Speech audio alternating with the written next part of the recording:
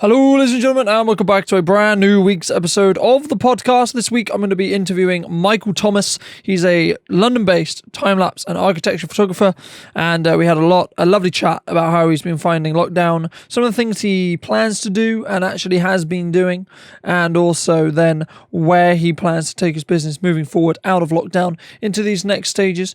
But I really wanted to thank you guys for the support on the channel. Lately, it's been really, really great to see, and also, if you would like not to miss the next episode of the podcast, then make sure to leave this video with a like and come back next week at 6 p.m. if you would like to see the next episode as well. But enjoy this interview. I'll see you very, very soon. My name is Michael Thomas. I'm a London-based time-lapse architecture, cityscape, and travel photographer. And my business is producing content for brands, for brand account, for marketing and PR agencies, as well as I'm offering sponsored and promoted content to be created and promoted through my social media channels, on which some may know me as London ViewPoints. So that's me. That's kind of my business. I do time lapse, some photographs, but also video. So it's a mixture of things. I specialize, as mentioned, in mainly sort of cityscape time lapses, which I can do in London as well as whenever I'm traveling. But most of my business actually comes from shooting interiors, exteriors, architecture. So how did you kind of get started in either time-lapse stuff or social media stuff, or just kind of get started with what you do? About 12 years ago, I got my first bridge camera. Started loving it, taking photos, doing small videos and stuff. And then it all progressed into this being a hobby and getting some better cameras and DSLRs, first DSLRs. And started having some of my friends that did photography professionally and like video professionally ask me to be like a second shooter on weddings, sports photography shoots, and all sorts of like weird christenings, portrait shoots. So I was like, starting as a second shooter, learning the skills from the people who run their businesses. Then it all progressed into eventually, setting up my company and running a business on my own. While in the meantime, things took a slightly different spin when I started like a personal project back at the time in 2014. End of 2014, I started London ViewPoints on Instagram because whenever I was driving around London, I always like to find some cool places with a view because I do like hills, do like hiking, but London is just somewhat flat, you would think. But I was like, no, I will find the cool hills that you can actually go and have a nice skyline vista. So I started doing that and posting that on social media and sharing the locations that I found with people, which I think was what resonated a lot with my audience, that I'm not just saying, hey, this is a cool shot. I will not share where I took it from because I don't want anyone else to get the same shot. Everyone will take a slightly different shot. Everyone got a different set of skills. So I was like, I might as well share where these places are. And that opened up quite a lot of opportunities for me as my social media grew. And things took on from there. And I think about the time of like 2014 and 15, I also started doing little bits of time lapses, and then they later on progressed into me diving deeper into how to make a time lapse really look good rather than the sort of typical time lapse you can get it on a phone in the time lapse feature, which doesn't look that great. And started sort of learning more skills in that, and my time lapses were looking more and more professional and started to pick up work while offering this as a sort of unique set of skills I could offer to someone's video production, where the video crew would run, for a whole day doing thousands of different shots while I would be only in 3 or 4 strategic locations getting the best like opening sequence or a closing sequence, time lapse or hyperlapse. So that opened up a few business opportunities for me, and we're in 2020 and everything stopped. Yeah. What a surprise. Yeah, it did. We'll get onto that in a few minutes, I'm sure. But the first question that jumped to mind was really, I think people are going to be looking at what they're doing on socials, and they're going to be looking at what they're doing on Instagram, YouTube, the other platforms. What kind of advice would you give to someone who is a lot smaller, and is looking to grow, about, specifically how to grow on Instagram, or the catch-all, like, kind of advice in that Oh, respect? it's so difficult nowadays to say because people see growth for some weird reasons. Like, I want to grow, I want to have 100,000 K or a million followers because then it will make me money and companies going to come left, right, and center, asking for your business and to promote it. I can lately, in a good few last years, I started realizing that you should just not focus on growth. You should just do what you do, do what you do to the best that you can. Apply some standard good practice techniques on social media to be active, to have a presence, but like all these like cheat sheets and like 10 best things to grow on Instagram. I Every time I see something like that or video pop up, and I check it out, like see, oh, what has changed since the last time I saw a video like that? It's the same old BS that I've been seeing, like for like, you know, comment on 10 people, they'll comment back and maybe follow you back. It's all, BS. Like if you're not doing it because you actually enjoy doing it, you know, you're gonna either get burned out or just it's not gonna grow anyway. There's TikTok lately that sees drastic growth in numbers, and people seem to post all sorts of random things over there and see magnificent growth if a video randomly goes viral. So on Instagram, I don't see personally possibilities of drastic growth unless you start showing tits and ass. It's this. I don't know how.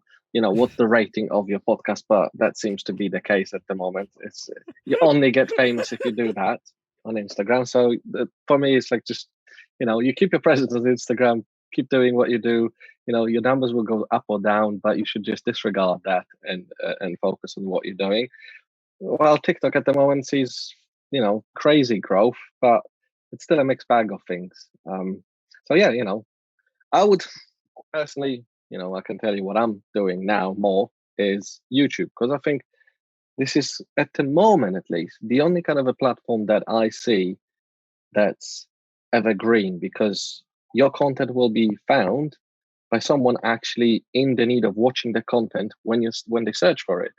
No one ever searches for something on Instagram or searches for something on TikTok. It's either you follow this person, follow that person, see what the algorithm suggests you, your explore tab, and that's it. Like no one ever searches for stuff. So you can't be found that way on any of these platforms. While on YouTube, people actually search for stuff. It's more of a search engine.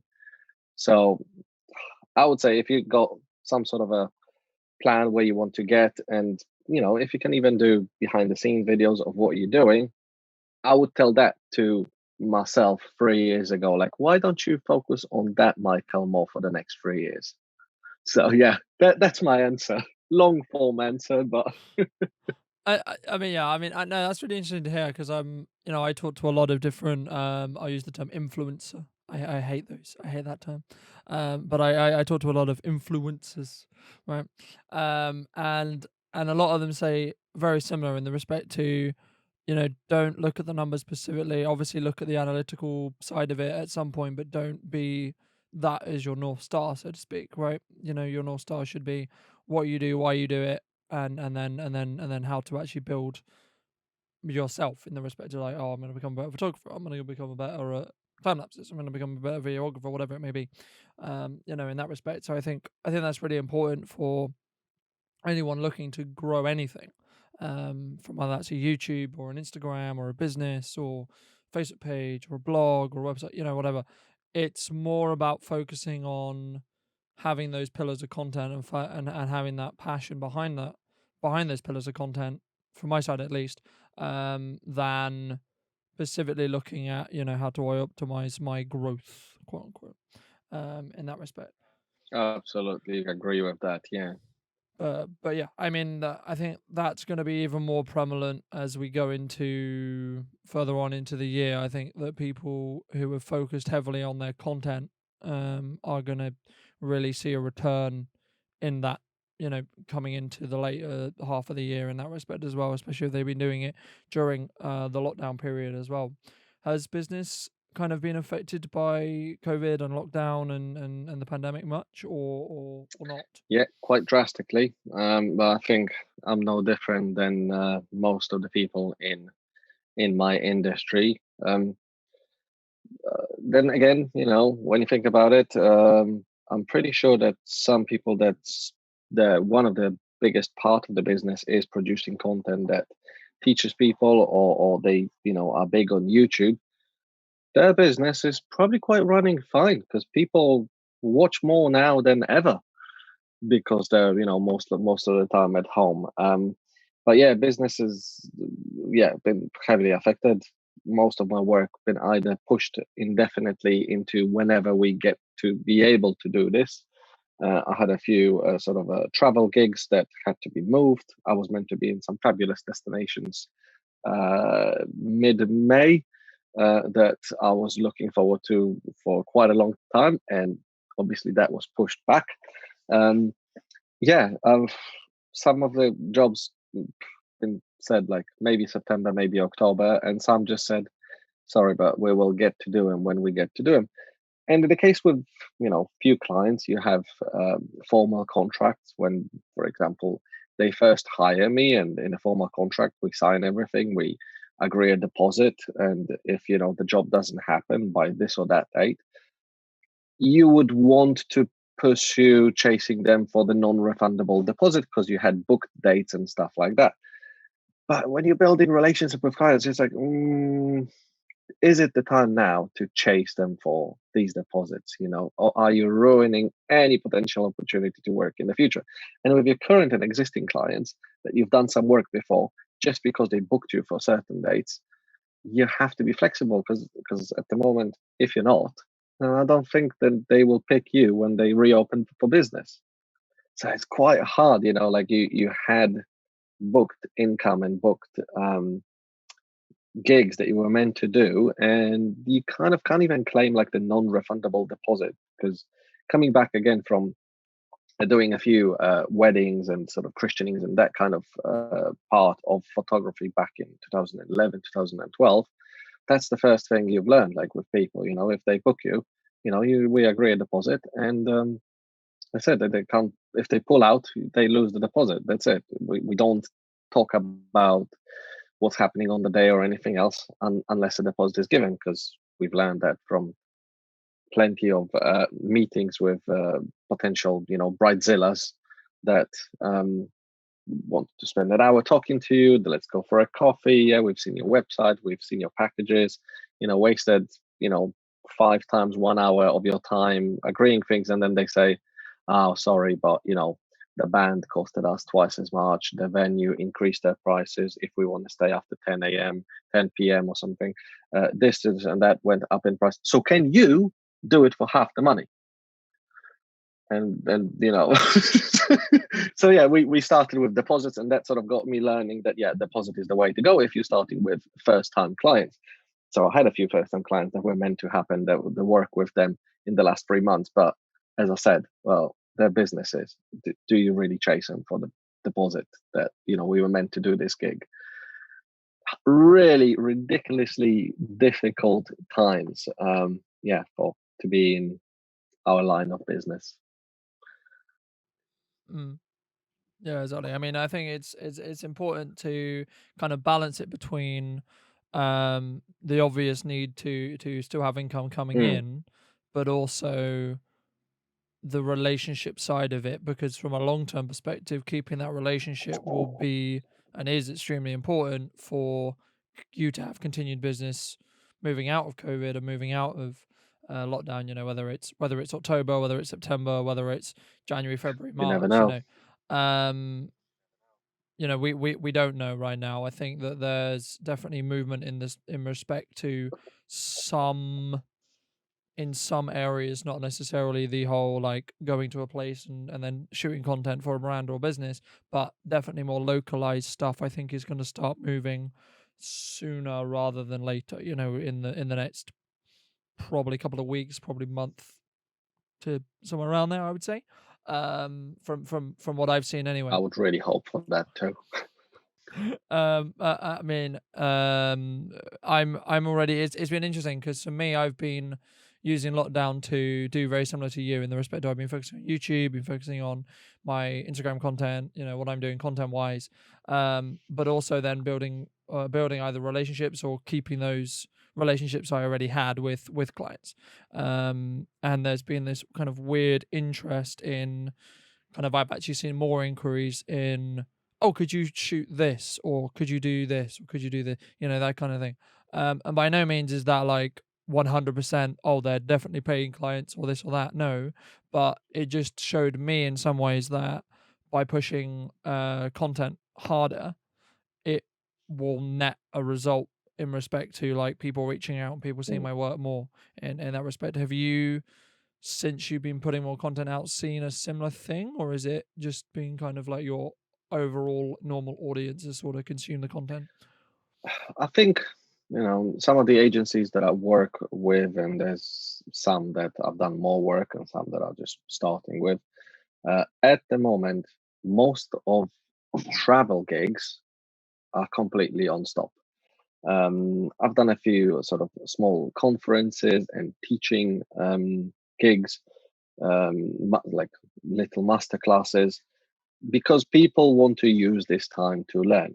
But in terms of other actual physical work, go and do shoot this and shoot that for us, any usage license deals and stuff like that, everything at the moment is on stop, and there's not many people actually asking. Well, we're slowly starting to think on that. After this, I haven't at least seen or heard much of a start to that, easing of lockdown. That finally companies are thinking, right, okay, we got this project. We need to start planning to get someone to shoot it. Not yet, at least. Hmm. Okay, no, it's interesting to hear because I think that's kind of a difference between just to give some context, those who may not know. As Michael mentioned, he's based mostly in London. I imagine the majority of his work is in and Yes. around London. In that respect, so only a small percentage of my work is actually in London. So I think that London is going to be a lot more sluggish to actually start moving, but just simply because of the size of the agencies and the businesses and the corporations that are in London. I think so, and I think there'll also be a lot more caution around that because there's a lot more moving parts. But to give some context, for example, a lot of what all the people I'm talking to are one person businesses up to maybe like 3 to 4 employees kind of size, in that respect. So there's definitely a kind of, we're getting ready to ramp up in Salisbury anyway. um Whether, but doing that, how do we do that safely, that kind of Mm. conversation, right? um in that respect. But I think that's definitely in a, like, for me anyway, I think that's very interesting to see how big city is moving in comparison to small city, right? In that I think respect. it's, yeah, as you mentioned, also quite a lot dependent on the size of the organizations that you're dealing with, and the clients they might be representing.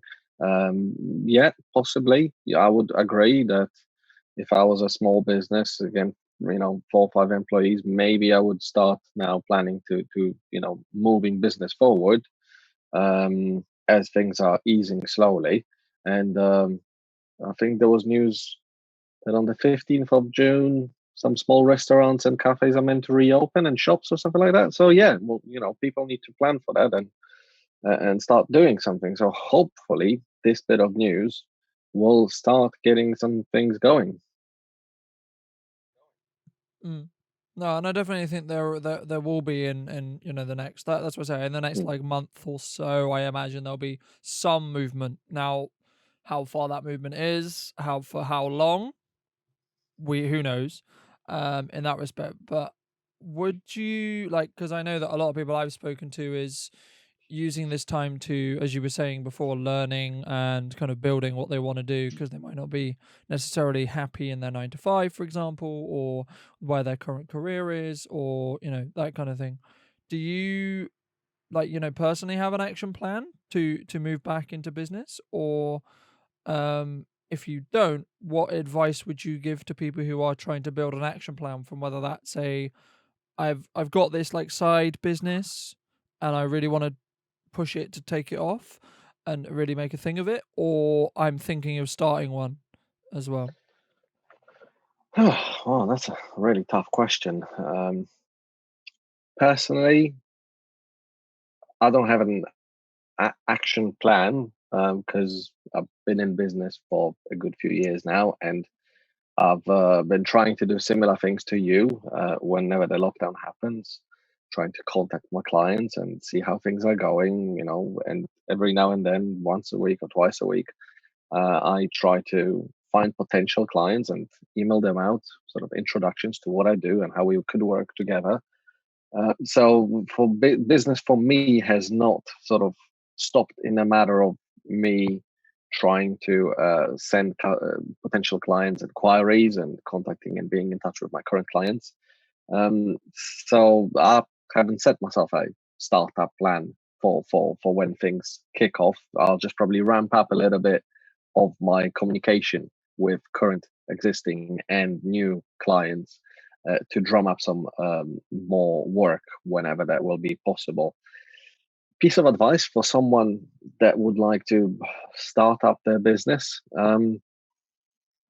Difficult, but you have to somehow stand out and maybe showcase what you were able to achieve during this idle time of lockdown, and show how you've been productive in whatever you've been doing and what you were able to achieve, because there's been some great success stories that happened during lockdown, or like one of the sillier ones is the I think it's called Joe Blogs, that used to be a PE teacher, and he started a YouTube channel and doing these daily exercises live on YouTube that we and my kids joined a few times, and that was tough.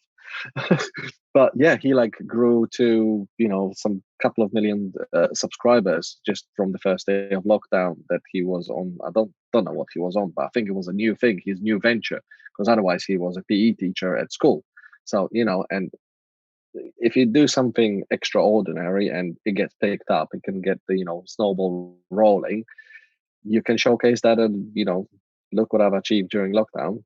How can we move this business and spread towards you guys as a client, as a business? So that would be an advice.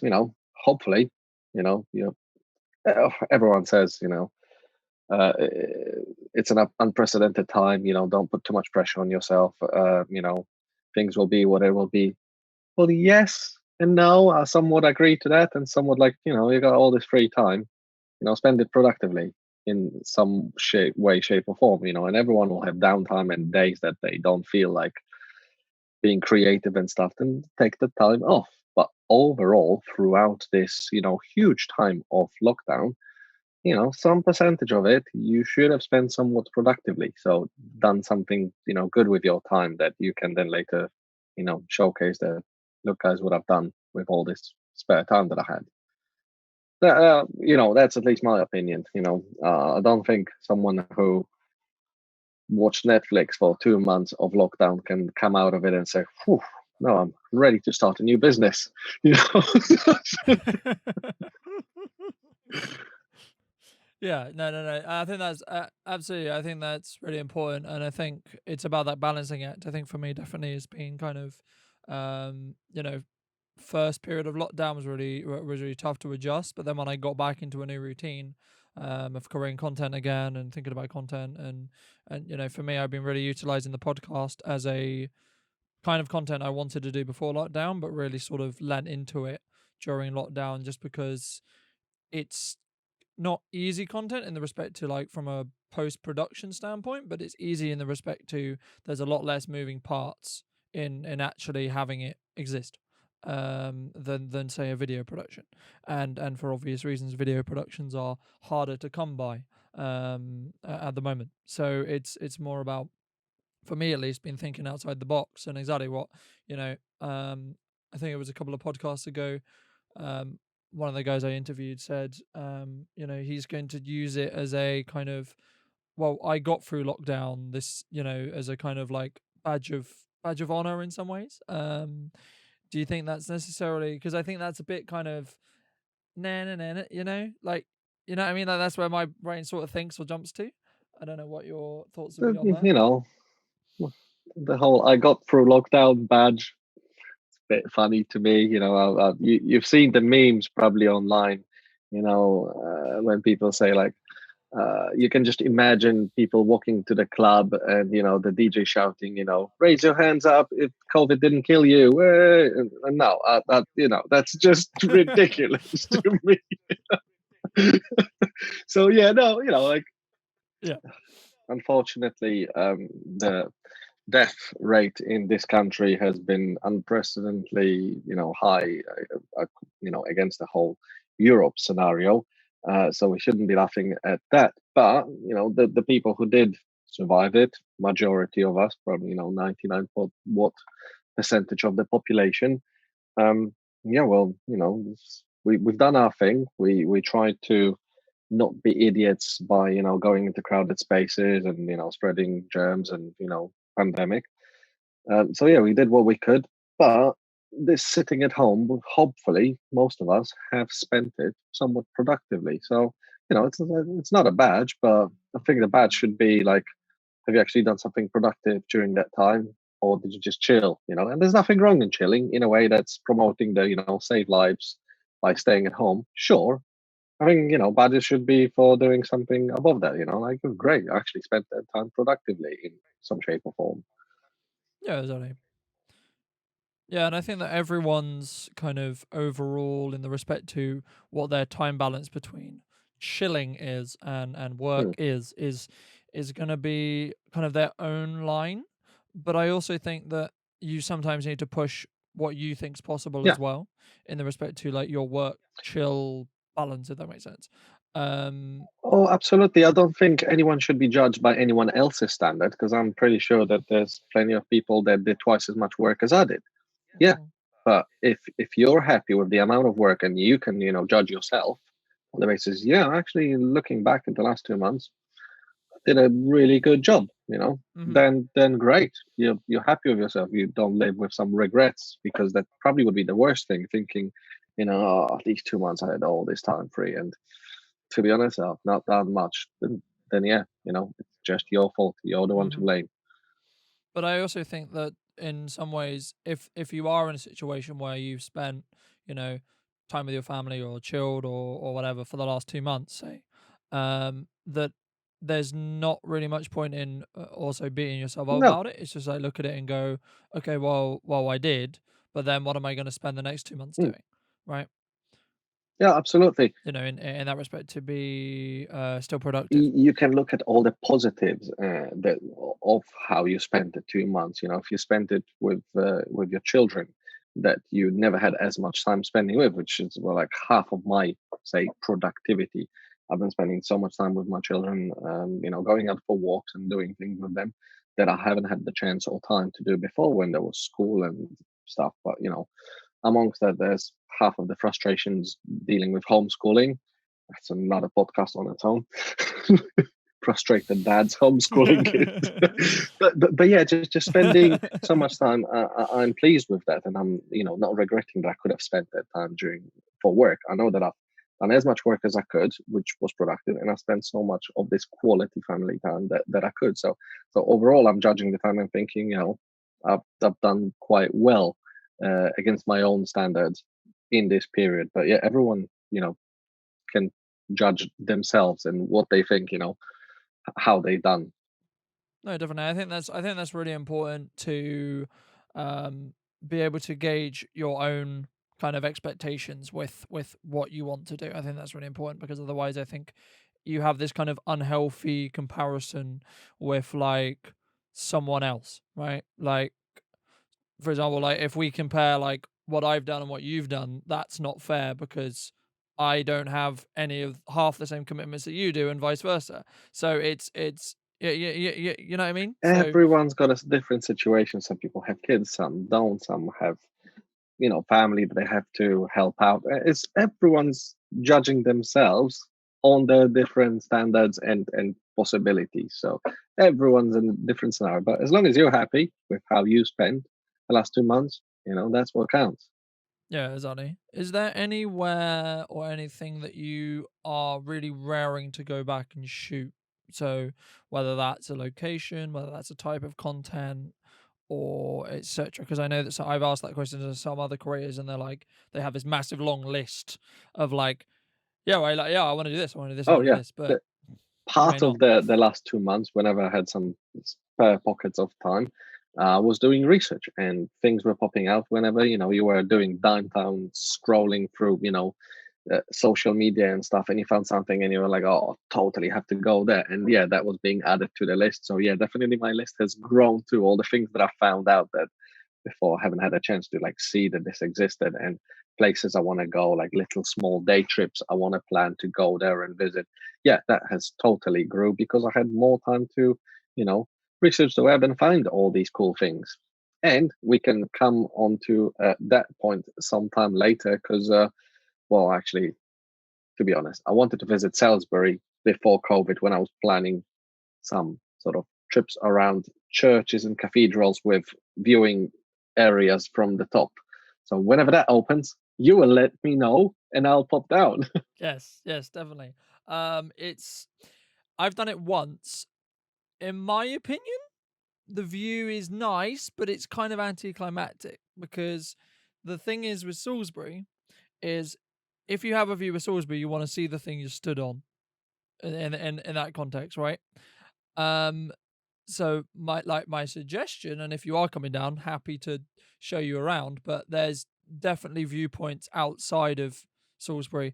And it's funny you mentioned that because in my list of videos to make soon, briefly inspired by your London series, has been that exact video for Salisbury.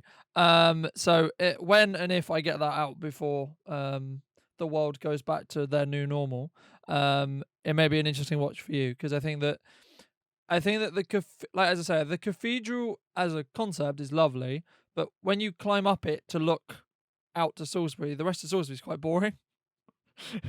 Right? It's quite flat, and it's just basically a medieval grid. Is the majority of Salisbury, so there's not really much else to look at outside of like maybe another one or two churches. But then but again, like the main reason why you would come to Salisbury is to look at the thing you stood on. In that case, so that's just something to keep in mind. I would recommend anyone should do the tour just so they can see the inside and see around Salisbury Cathedral because it's a beautiful place. But in most cases, I would say the best views are actually public right of ways or out on the hill fort or out on the hills around Salisbury and around Salisbury, um, to really kind of get that different like perspective. In the perspective, you have this massive spire and then the rest of the city surrounding it. So, personally, and from just a local's perspective, as well, you may feel completely the other way around when you come, but yeah, Absolutely. that's just what I feel and that's what I've When seen. planning a visit, at least a day trip to Salisbury, I was thinking about having an actual day out of it, not just pop and visit the tour and come back. So I would definitely love to visit. And if you got your video out by then, this would give me an idea of also where to go. Specifically, the Salisbury Cathedral, for me, was part of a couple of bigger projects that I was planning. One could actually involve a video, other one could actually involve a book that I was speaking with some book publishers about around different and all the sort of like highest top tens and stuff like that. church cathedrals with spires that are accessible, because actually that would make some content and products that could do well. So the cathedral and the tour is part of something that I just need to tick off. Do a video, get stuff done. But while I'm always somewhere out for a day trip, this gives me opportunity to just visit the city, see what it's like, on top of just the one thing that I wanted to visit, and also just visit other viewpoints of the city, because it's quite the same thing with the Shard. Like everyone says, oh, Shard is the best view in London. It's a great view, but you don't see the Shard in it. And London is so iconic now that you kind of would expect to see the Shard on the skyline. So my best views of London are actually not from the Shard, not from the Sky Garden, or even at the Cheese Grater where I was a few times. They're great views from like the highest perspective, looking down on the city, but they're not the best skyline photos I had of London. So yeah, completely agree with you. As you say, you want the best photo of Salisbury, then you have to be outside of Salisbury to capture all of it, including the Salisbury Cathedral. Yeah, exactly. And I think that Salisbury's very lucky in the respect to it's this kind of cluster of city, but then like you walk 5 minutes in either direction, and you're like next to a river, or you're in a wood, or you're in a field, right? So it's very rurally city in that respect. In the respect to it's not very far from, because just because in context, those who don't know, there's 5 rivers that meet in Salisbury.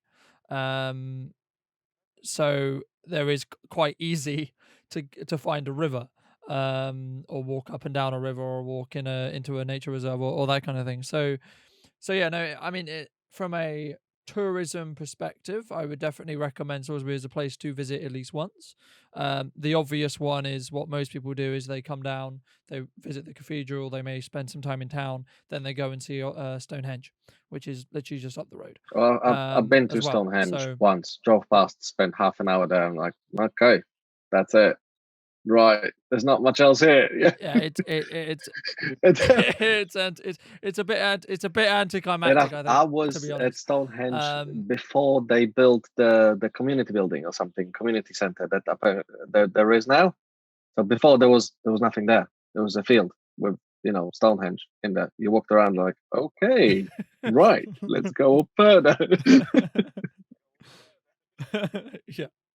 Yeah, so I mean, I think a quote unquote magical moment, something I've wanted to do, obviously not this year, unfortunately, is to go during solstice, whichever solstice, so winter or summer, depending on which end. But for me, just as a time lapse photographer as well, I think that would be a very interesting experience to like see, right, in the respective from a time lapse perspective, because you'll have because they open up the center rings, and it's a massive amount of Oh people. yeah, that Um, well, look, yeah, the massive amount of people you just mentioned there, that wouldn't sell me. Like, it would be great if like there was a line and no one would be able to cross that line, so everyone can get a clean, beautiful stuff. But like, if there's millions of people walking all around, that kind of ruins it, because like you just know that there will be hundreds of people with torches, lighting things up, and that your time lapse basically will look like just my yesterday's time lapse of the Milky Way with the bioluminescent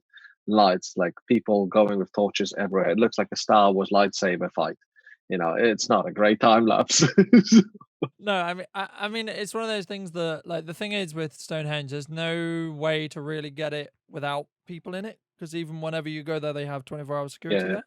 So no matter how you would do a time lapse, you're always gonna have some form of like weird light painting, or weird torch flare, or whatever. So I think it's, for me, more of as something of like, Don't they do like some sort of like a small photography group? I don't know, sessions they now? Anything? do. I haven't done it, but I believe there is small groups of tours that can go into the center ring that you can pay to go Oh. on, at sunrise and etc. I think that is something I've seen it. I haven't done it, but I imagine there would be. I mean, if there isn't, Mm. there will be ways to do it. But yeah, I mean, they also run. I want to say last year they ran they had a high end astro photographer. Never heard of him, but high-end astrophotographer from what they claimed anyway. Come and do some. This is how you take astro stuff, kind of workshoppy kind of thing, and then you went out to the stones and took photos of the Milky Way with Stonehenge and that kind of thing, and that I think went down well. I'm not sure if they're going to run it again when they can, obviously. But yeah, I mean that's just what I've seen in that respect. Yeah, no, I've never actually shot there myself, because the one time that I told you I was there was on some afternoon that we were driving somewhere across, and we literally just spotted it while we were driving on the motorway next to it, on the motorway or whatever A road it was. And it was like a totally rubbish overcast day, so I was like, yeah, I ticked it off. I've been here, but Yeah. I'm not even gonna get any decent photos here, just because the day looked absolutely rubbish. But is it like light pollution friendly? Yeah, Like, is it very light polluted, or the area where the actual Stonehenge is, or you get clear Milky Way? it's you can. It depends on when you're shooting it, because from my understanding of the Milky Way, you can shoot it depending on the time of year. It will depend on what side of the stones is behind it, right? Um, Most of the year, I think you can. The problem is you're going to get Amesbury's light pollution quite quickly from one direction, and then you're going to get Salisbury's eventually. Not as much, because it's still quite far away, but you're going to get some. So there's like pockets of light pollution. The rest is just fields, right, for miles. So you're not going to get as much light pollution in that respect. But there is definitely some light pollution ish angles, I know. Personally, I haven't experimented as much as I probably should or could with night lapses and star lapses and Milky Way lapses and that kind of thing. Not because I'm not interested in it, just because I don't drive, it's practically not easy to do. One, two, it's also something which in most cases I would do in winter, and it's freezing cold. In the middle of the night as well. So Yep. And winters again, not the best time for Milky Way. Like, the best time for Milky Way is now, May to October or something like that, from what I know. yeah, exactly. I mean, it's also been something that I will probably grow to doing more of in the future as well, because it's something that has piqued my interest, but I haven't done it enough to be able to get to a level where I'm confident of doing it. In that respect, like, because I think for me anyway, there's a big difference between capturing night stars and that kind of scene in respect to capturing, say, a sunset or a cityscape at night or whatever it may be. But yeah, I mean, that's the majority of what I wanted to cover. Is there anything that you wanted to mention, talk about, anything that jumped to mind? What else can you tell me about Salisbury that I might find interesting? I don't know. Sell me the town, city. uh Yeah. Tell you that yeah, it's a city only just. That's only because we have a cathedral. um I mean, how can I easily sell Salisbury? I mean, Salisbury's a lovely place. I'm very biased because I live here and I've lived here for a very long time. But um, it's funny because a lot of what I think the appeal of Salisbury is the majority of the traders are, or the shops are, Mm. independent. So they all have their different feel. They all have their different, um, stock. They're all different different quirks. And overall living here, and I think a visitor would feel that is there's a large community kind of feel, right? There's a joke between a lot of Salisbury businesses that Salisbury is actually Oh, Smallsbury, because everyone ends up knowing everyone, right? Like you don't necessarily live or work around the city for very long before you realize that, oh, this person's actually related to this person, or they're seeing this person, or oh, that right. that kind Okay. of thing. Um, so I mean, how to sell Salisbury? I mean, there's 1,000 different ways depending on what you're interested in coming for. To how to sell Salisbury from a photography standpoint, there is a lot of medieval architecture. There's a lot of Tudor architecture. And there's simply just I think it's a very nice city to look at from, say, a viewpoint like Old Sarum, which is a hill fort to the, I'm going to get this wrong, I want to say south. But that's probably wrong, as I say. But it's very, there's a lot of like, because of where Salisbury's placed, there's lots of hills that surround it. So you can have a lot of nice vistas to really look, especially from like your perspective of like wanting overall like to capture the entire city as a whole. I think it'd be very interesting for me to see what you could do with a short guide on. You could go to this viewpoint, this viewpoint's worth it, this viewpoint isn't. I mean, the best view I would argue from like inside town would be on top of St. Thomas's Church. Now that's not necessarily something that you can publicly get access to at the moment, but with some finagling and with some favor asking, I'm sure that could be a thing that you could definitely do. Oh, we could do it together. But it the day I visit, we've got plenty of time to plan it. Exactly. But no, I mean, I've gone up there, I think once or twice, and it is the best view, I would argue, from town, because the St. Thomas's Church is the highest church that isn't the cathedral. So going back to what I was saying earlier, ideally, every photo you want, it will have the cathedral in it, but you also want a high location to take that from. So, but if you want to be in the middle of town, the only other high location you can really take it from is from St. Thomas's Church, at the top of St. Thomas's Church. And I've also saved in my Google Maps the Old Sarum that you just mentioned. Yeah, looks cool. Yeah, actually, which is an interesting story, because originally the cathedral was at Old Sarum. Okay. This is like 800 or so years ago, but the cathedral was originally in the center of that hill fort. Oh yeah, I can see the ruins. Now I'm going to. It's funny because I was invited on BBC Wiltshire. Would have been start of March or close to start of March, to talk about a project called Sarum Lights, that because Salisbury was planning to celebrate their 800-year anniversary this year of moving the cathedral. And for those who critiqued me on my lack of understanding of the actual story, because there was a conversation of whether it was moved by firing an arrow into the valley, and that's where specifically the location was chosen. Again, don't know where that story came from, but anyway, the actual story is that the bishop chose to move it to where it currently resides, as of 800 years ago or so today, or around now. Anyway, so from Old Sarum, because of the problems which I'm sure you'll be aware of, having it on top of a hill, in that respect, with wind and etc. and weather and etc. So they moved it into the valley, but that's partly why I would say like Old Sarum is one of the best views from that side. And then you have the chalk pits in Harnham, which is the completely opposite side. That if you shoot it on a higher telephoto lens, you can actually get Old Sarum and the cathedral in the same shot, because of lens compression.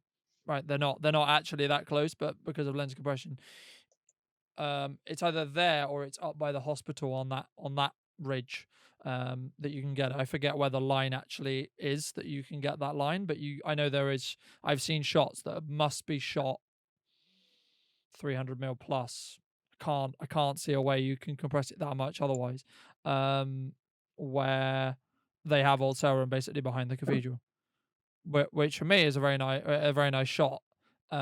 Just because of the symbol, the fact that it moved and that kind of thing from a history perspective. But yeah, I mean, as I say, because of the way Salisbury is located, in the respect it's in a valley surrounded by a lot of hills, there's a 1,000 viewpoints that you could use. I'm sold. From that perspective.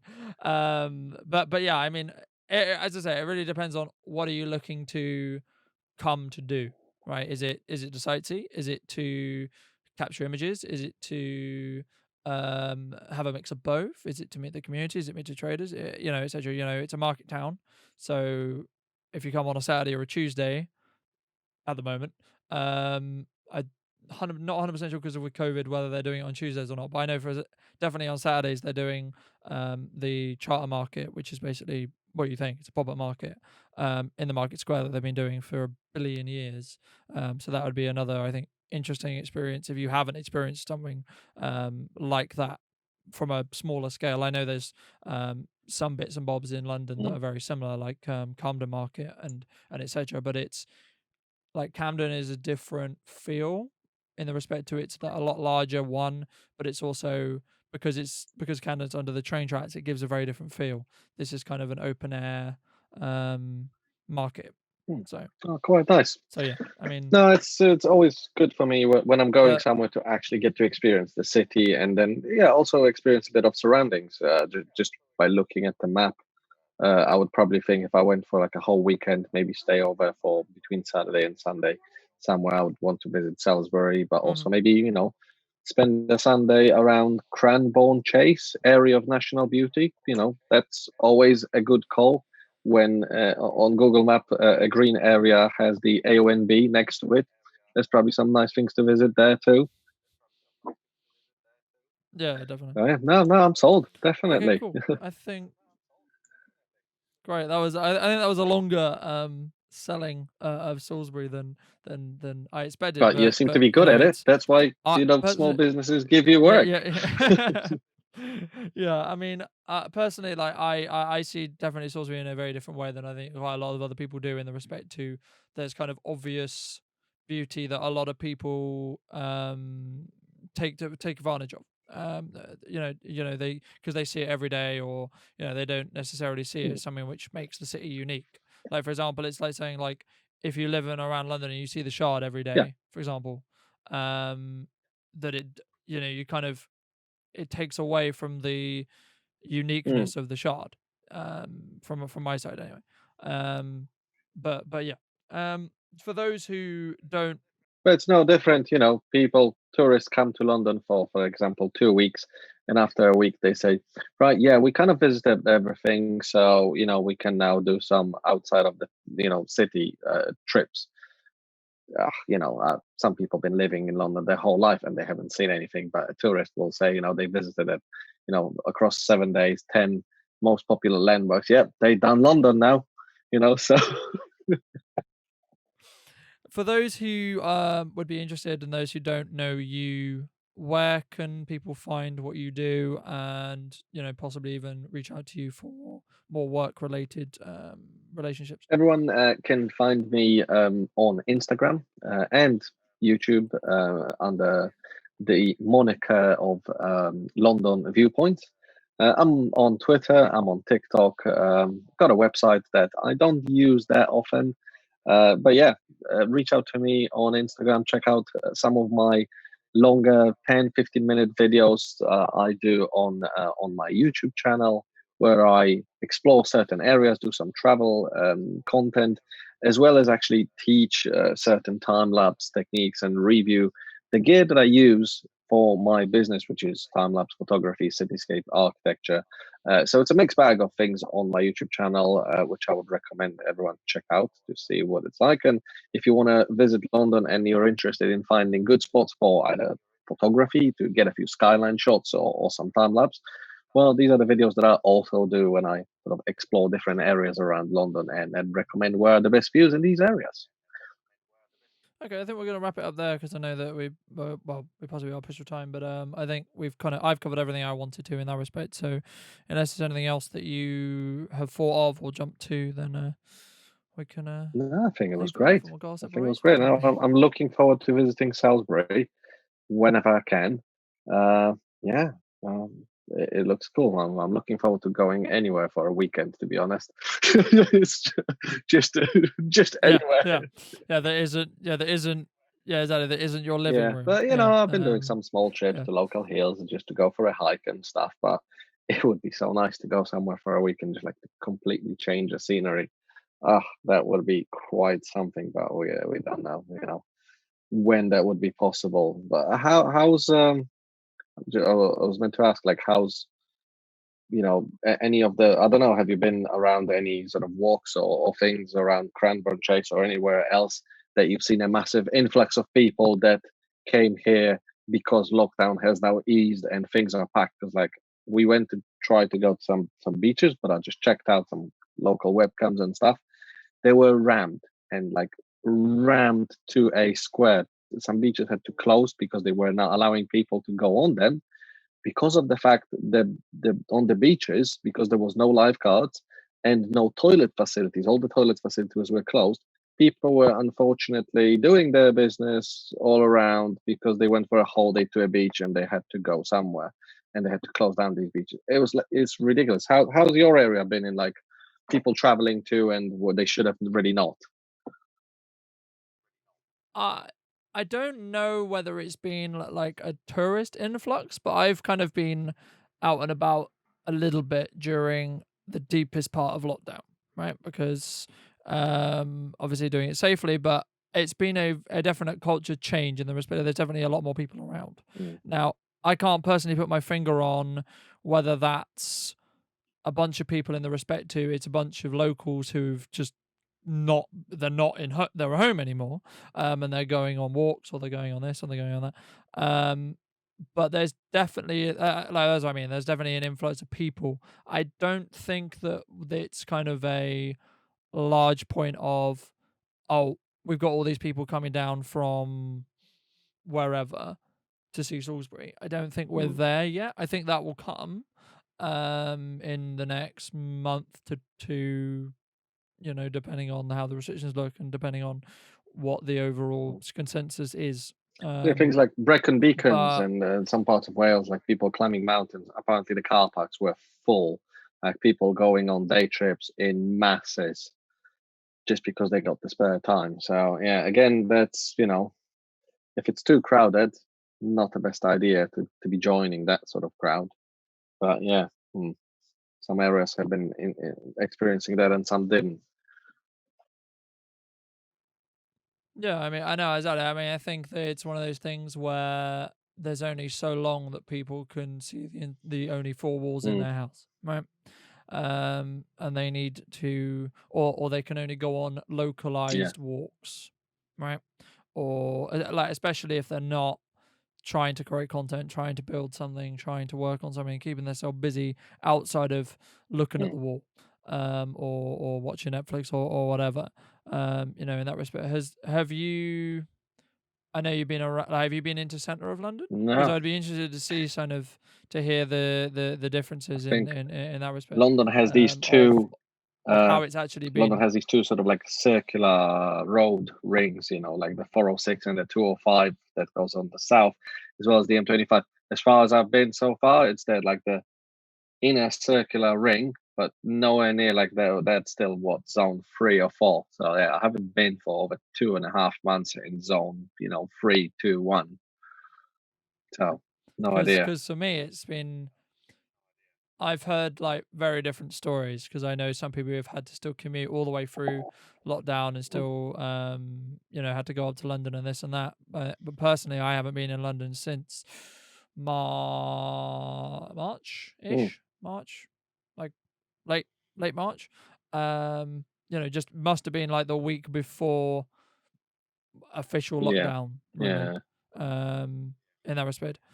Um, but yeah, I mean it's been a very because again, as I say, I mean I've heard very different stories in the respect to it's just very quiet or specifically like it's just dead, like it's a ghost town, and then it's as busy as ever or like in certain areas or etc.